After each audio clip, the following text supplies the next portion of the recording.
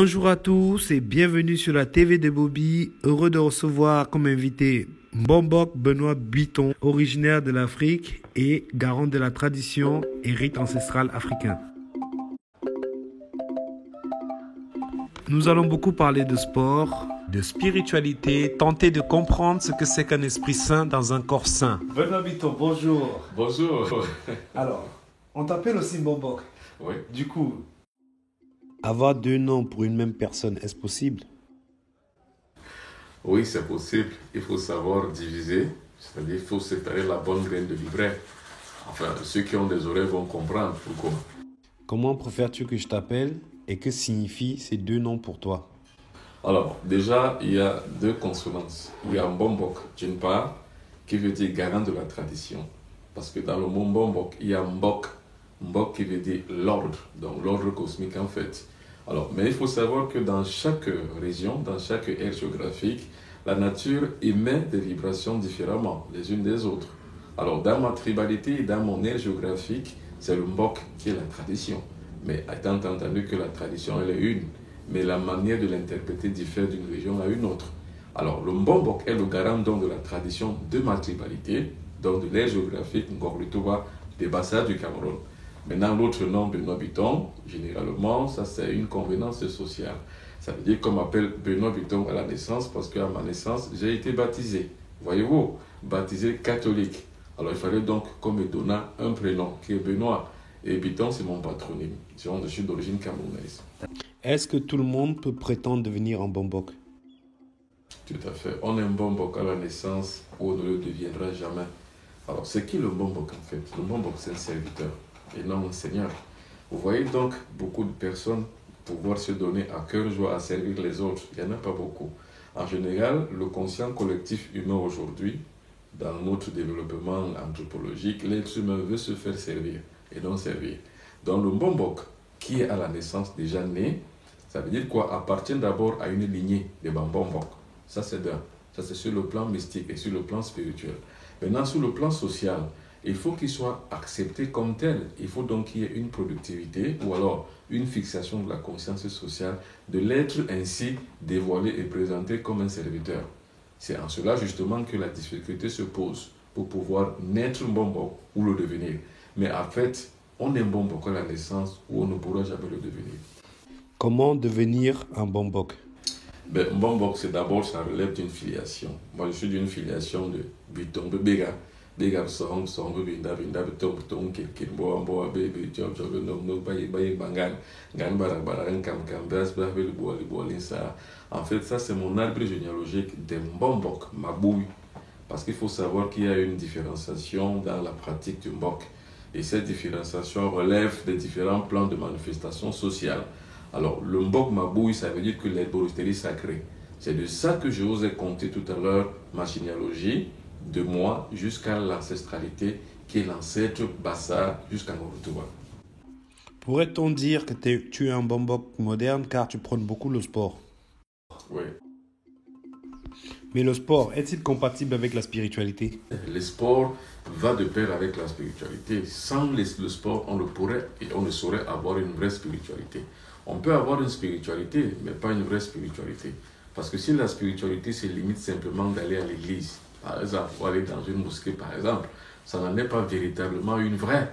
Parce que la vraie, c'est quoi? C'est qu'il faut créer en soi les conditions spirituelles, spécifiques, qui donnent attrait à l'esprit de pouvoir s'installer définitivement et de donner une forme de vie, une forme d'accessite au corps afin que celui-ci puisse avoir la même puissance que lui.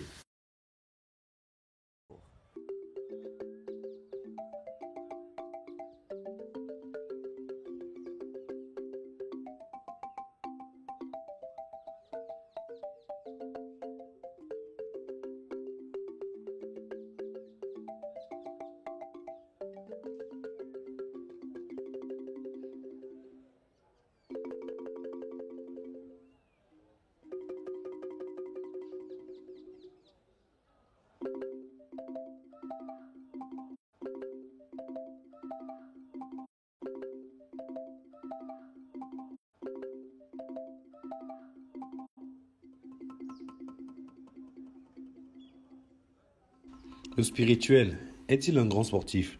Regardons d'abord ce que c'est que la spiritualité. La spiritualité, c'est quoi? C'est l'émancipation de l'esprit. Or, la direction de l'esprit et son expression sur le plan extérieur, c'est fait par le corps. Et le corps, maintenant, est induit en fait, dans une forme d'espèce de mysticisme. C'est-à-dire qu'il y a des pouvoirs mystérieux qui sont enfouis dans le corps humain et que la science elle-même n'a pas encore découvertes. Alors, ces forces donc qui sont enfouies en nous forment le côté mystique de l'être humain. Ce côté mystique de l'être humain doit être développé parce que la spiritualité repose sur un socle important qui est le mystère. Sans les mystères, la spiritualité ne peut pas avoir un pouvoir ou alors ne peut pas avoir un cheminement réel. Alors donc, l'esprit repose sur le corps. Et le corps, celui-ci doit être développé, il doit être parfait, il doit être saint, il doit être parfait, et il doit être obsédé par la puissance de son propre corps. Donc, il doit se développer afin de pouvoir asseoir les vraies vertus du corps et les vraies vertus de l'esprit. Donc, c'est dans cette dualité que se met donc le transport que l'individu doit avoir pour pouvoir se développer en dualité interactive, corps et esprit. Esprit-corps.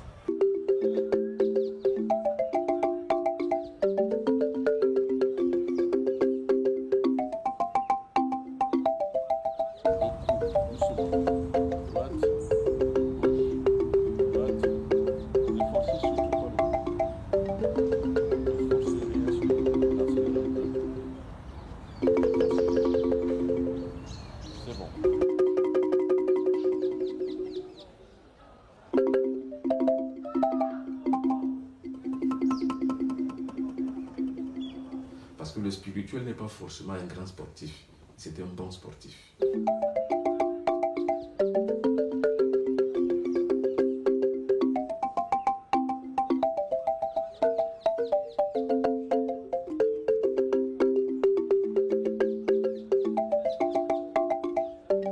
Ne forcez rien, un claquage, ça fait 3 ans d'immobilisme. Attention, ne forcez rien.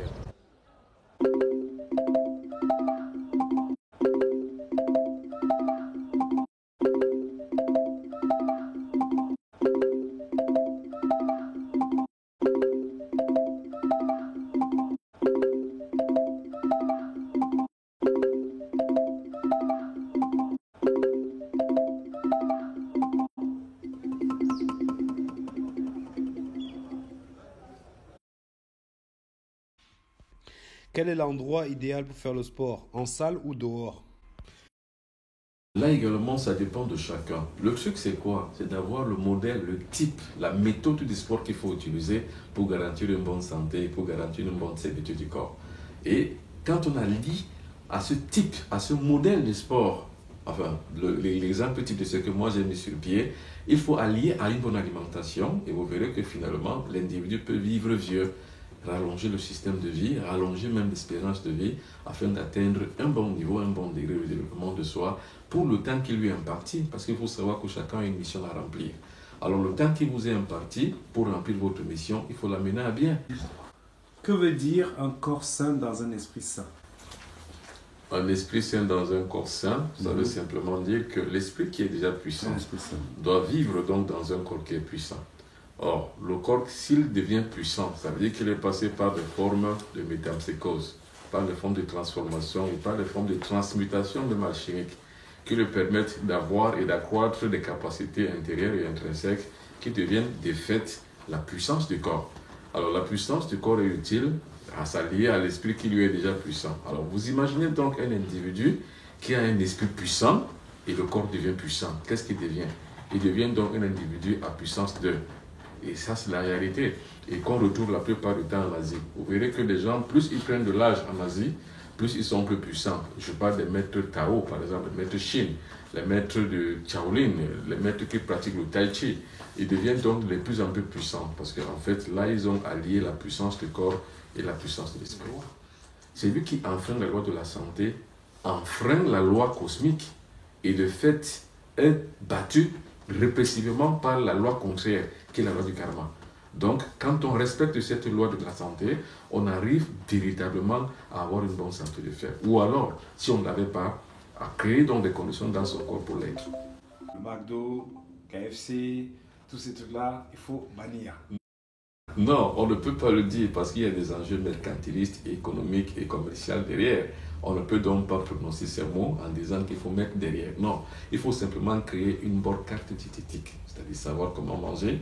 Si vous mangez bien, vous alimentez votre corps, quelle que soit l'alimentation que vous avez, mais en tenant compte qu'il y a une certaine hygiène de vie dans la constitution de sa carte diététique. Mais là, on est en bonne santé parce qu'il faut savoir que la santé passe forcément par l'aliment. Donc il faut savoir que le médicament premier, c'est l'alimentation. Il ne faut donc pas manger n'importe comment. Maintenant, sans citer les uns et les autres, ou alors parce que sans toutefois faire entache aux différentes, aux différents intérêts économiques, on ne peut pas citer, mais on doit dire certainement qu'il faut bien manger. Quel est le bon timing pour faire le sport? Le bon timing de la pratique sportive spirituelle, normalement, c'est le matin, entre 5h et 10h du matin. C'est très important. À ce moment-là, l'énergie tellurique dégagée par la terre et par le sol est en bonne activité à ce moment-là. Donc la pratique du sport peut être agréée à ce moment-là. Mais à tout moment, on peut le faire. On peut le faire le soir, on peut le faire la nuit, on peut le faire à tout moment. Bref, ce qui est bon dans cette pratique, c'est qu'il faut toujours être en mouvement pour pouvoir garantir l'éveil du corps qui doit s'allier à l'esprit. Avoir un esprit sain dans un corps sain, tu penses que tout le monde peut y arriver? Tout le monde doit y arriver. En fait, la pratique du sport, même généralement, quand on dit pratique du sport, c'est pas se lever, aller faire le sport. Non, il y a une méthode. Alors cette méthode, moi, je l'ai mise à ce pied afin de pouvoir garantir à ceux qui peuvent suivre cette méthode-là une bonne sérénité du corps, un bon dégagement de l'esprit, un bon dégagement de l'anxiété et du stress, parce qu'il faut savoir que le monde d'aujourd'hui va très vite. Les gens travaillent beaucoup, les gens sont trop pressés. Il y a une pression tellement forte que les gens ont besoin de se ressaisir et de se dégager. Ce dégagement, donc là, est parti d'un type de sport bien précis qui devient le facteur déclencheur à une puissance intérieure qui permet qu'on puisse être soi-même capable de pouvoir gérer sa propre vie et d'être exempt de toute pression qui sont la maladie, qui peuvent causer la maladie, causer un certain nombre de pathologies, causer même un certain nombre de dérèglements dans le système du corps humain. Parce qu'il faut savoir que le corps humain a beaucoup de centres d'énergie. Alors, dans la spiritualité, tout centre d'énergie a une importance capitale pour la santé. Alors, il faut donc connaître ces centres d'énergie et maintenant, à partir de cette connaissance de ces centres d'énergie, pouvoir développer les capacités à ces centres d'énergie de répondre à toute attaque extérieure, qu'il soit mystique, qu'il soit maladie, ou alors qu'il soit attaque de n'importe quel genre. Par exemple, les attaques cardiovasculaires, il faut savoir les préserver en amont, c'est-à-dire qu'en ouvrant le canal des centres d'énergie du centre cardiovasculaire afin que toute attaque soit prévenue par toutes les forces et toute la puissance et l'attente du corps qui y est afférée. Pourquoi et comment as-tu développé cette philosophie? Cette philosophie, je l'ai développée parce que d'abord, j'ai beaucoup voyagé. Et il faut savoir qu'en tant que technicien de l'occultisme, j'ai su allier l'imagerie que mon esprit me disait à la pratique physique que mon corps me réclamait. Alors une fois donc j'ai mis cette philosophie en marche, j'ai compris que mon corps était souffrant parce qu'en fait l'esprit était plus puissant que lui. Et une fois donc j'ai compris cela, il fallait faire le contraire ou alors il fallait simplement ajuster. Ce réajustement m'a permis donc de comprendre qu'il fallait mettre spécifiquement sur pied un certain nombre d'exercices physiques qui permettraient d'accroître la capacité de mon corps physique à pouvoir recevoir et devenir un vrai conceptacle des pouvoirs de mon esprit. Et c'est comme ça que la philosophie MBB3 est née. Et justement, cette philosophie, l'ayant expérimentée par moi-même, je la mets donc à la disposition des autres afin de pouvoir faire un partage exponentiel pour que ce soit bon pour tout le monde. Je veux dire, un bon spirituel, c'est un homme ou une femme en bonne santé. Dans notre prochain entretien, tu nous expliqueras et nous montreras comment s'initier au sport. Tout à fait. En fait, on va monter simplement le B à bas. Mais la vraie méthode, c'est quand on prend en charge un individu ou alors un groupe d'individus, ou alors au cours d'un séminaire ou au cours d'un stage, on va donc donner des types modèles ou alors des modèles typiques qui vont permettre que dans une pratique individuelle et personnelle, on arrive à déclencher cette puissance intérieure. Parce que c'est ça le problème. Il faut savoir déclencher en soi la puissance intérieure qui permet de garantir un bien-être total. Y a-t-il une méthode? La méthode MBB3, par exemple, je l'ai mise sur pied depuis une dizaine d'années. L'ayant expérimenté par moi-même depuis 5 ans plus tôt, une dizaine d'années, donc nous allons dire en 2007, J'ai donc compris qu'il fallait que je mette sur pied quelque chose de très important qui pourrait aider la multitude à pouvoir se tenir en bonne santé comme moi. Parce que depuis une quinzaine d'années, je n'ai jamais eu la moindre maladie ni le moindre rhume. Là, on inspire le prana, donc on inspire l'énergie vitale qui est responsable de notre santé et de notre bien-être. On inspire. Maintenant, le corps emmagasine la saleté. On sort la saleté.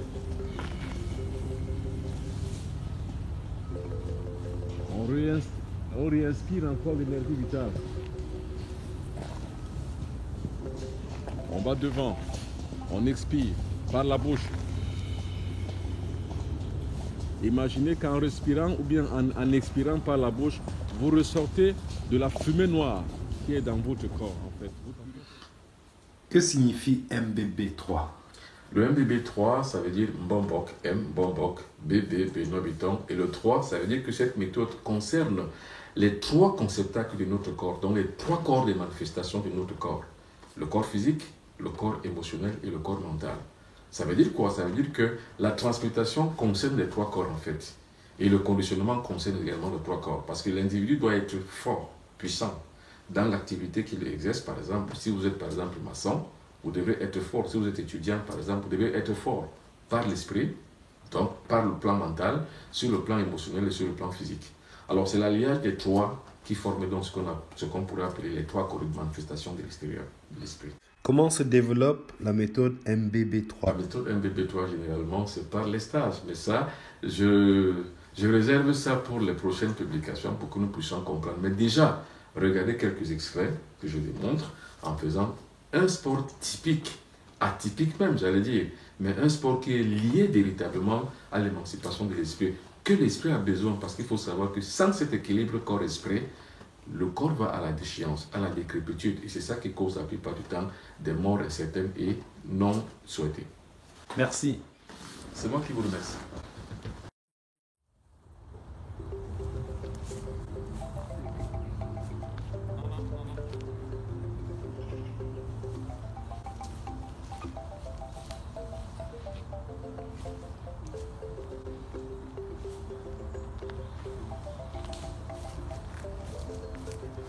Alors, vous avez compris le truc. C'est très bien. Maintenant, nous sommes ici dans la nature, nous sommes dans l'élément terre, l'élément air et l'élément, eau. Mais il n'y a pas l'eau là, il n'y a que la terre. Alors, dans les éléments, il y a ce qu'on appelle les élémentales. Donc dans chaque arbre, par exemple, ici qui est un élément de la nature, il y a l'élémental. L'élémental, c'est l'essence de l'arbre. Vous pouvez puiser cette essence de l'arbre. Donc parlez avec votre arbre. Lui demander de vous garantir, de vous donner son énergie.